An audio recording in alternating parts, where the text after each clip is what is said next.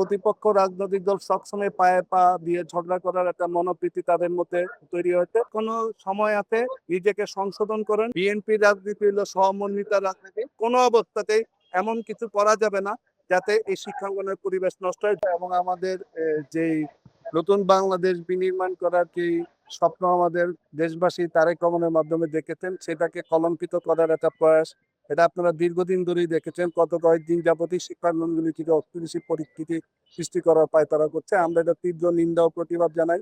আমরা স্পষ্ট ভাষায় বলতে চাই এবং ছাত্র দলের নেতাকর্মীদের প্রতি আমাদের পূর্বেই নির্দেশনা ছিল, আপনারা এই দীর্ঘ 6 মাসের মধ্যে কোনোদিন ছাত্রদল ছাড়া বাংলাদেশের কোনো ক্যাম্পাসে কোনো অনাকাঙ্ক্ষিত ঘটনার জন্ম কিন্তু ছাত্রদল দেয় নাই।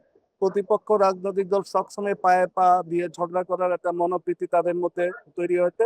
তা আমরা তাদের কাছে অনুরোধ রাখবো, আবেদন করতে চাই, আপনারা এই ধরনের ধ্বংসাত্মক রাজনীতি পরিহার করুন। বিএনপির রাজনীতি হলো সহমর্মিতা রাজনীতি।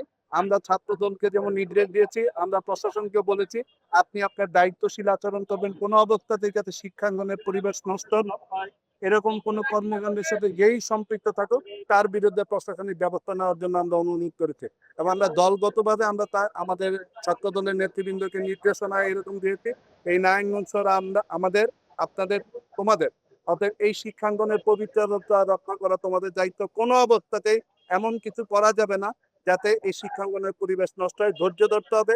আমাদের উপর আঘাত করেছে আমাদের নেতা, ছাত্র দলের এক নেতা মুমূর্ষু অবস্থায় আছে, তুহিন। আমরা তারপরে ধৈর্য ধরতে বলছি, কারণ আমরা এই প্রতিহিংসা রাজনীতিরা বিশ্বাস করি না।